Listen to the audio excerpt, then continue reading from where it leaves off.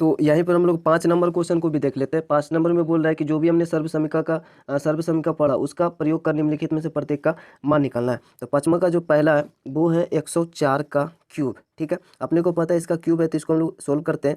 तो 104 को हम लोग लिख सकते हैं, इसको अगर सोल्व करें तो 104 को हम लोग लिख सकते हैं, 104 जो है इसको लिख सकते हैं ना 100 + 4। ठीक है, तो 100 + 4 तो ये एक ए प्लस बी का होल क्यू हुआ। तो ए प्लस बी का होल क्यू का फॉर्मूला पता है, एक क्यू प्लस बी क्यू। ठीक है, ए की जगह पे 100 है, बी की जगह पे 4 है। एक cube plus B cube plus 3a² B और प्लस 3ab² मतलब 4 का स्क्वायर। ठीक है, अब इसको 100 को 3 बार गुना करेंगे तो ये शून्य की संख्या जो है वो 3 गुना आ जाएगा। 2 4 6 हो जाएगा। तो 1 शून्य 2 शून्य 3 शून्य 4 शून्य 5 शून्य 6 शून्य। इसको हम लोग 10 के पावर ऐसा भी लिख सकते हैं। ठीक है, तो अभी रहने देते हैं।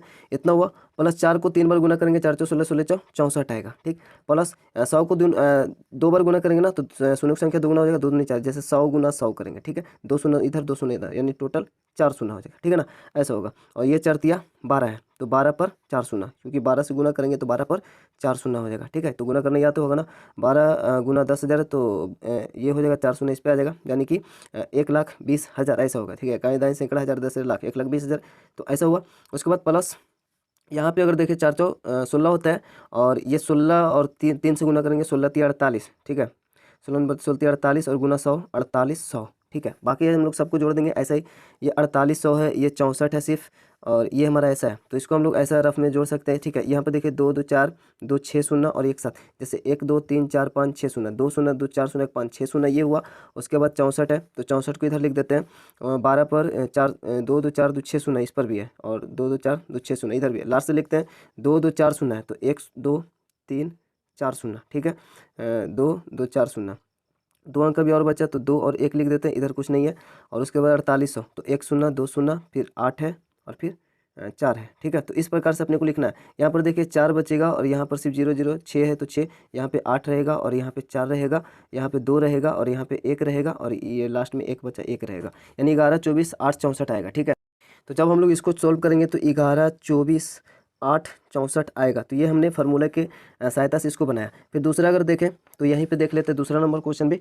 दूसरा है 9 9 9 का क्यूब है। अब इसको हम लोग ऐसा लिख सकते हैं ना, इसको सोल्व करेंगे तो ये जो 9 9 9 है 999 है, तो इसको हम लोग ऐसा लिख सकते हैं 1000 में से अगर 1 को घटाएंगे तो 999 आएगा। इसका क्यूब है तो इसका भी क्यूब होगा। ठीक है, अब यहाँ पे फार्मूला वही लगाएंगे, एक क्यू 3 शून्य ना, एक cube minus B cube minus 3a², 3 शून्य है तो a² इंटू बी।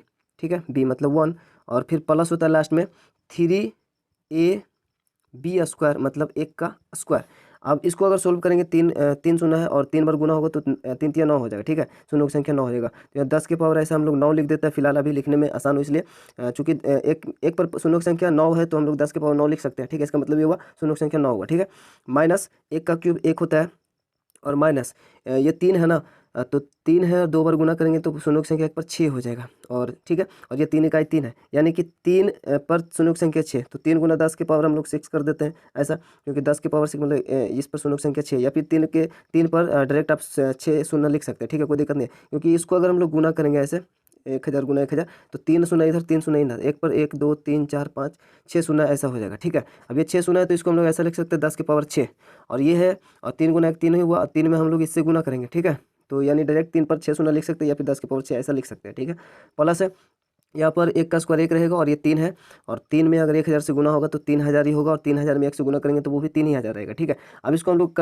जो सोल्व कर लेंगे, क्योंकि यहाँ पर देखिए माइनस में टोटल इतना है और माइनस में टोटल इतना है। ठीक है, ये 3000 ही है, और इधर इतना माइनस में है, और ये टोटल यहाँ पे 1 का तो 1 ही रहा, और यहाँ पे इतना माइनस में है।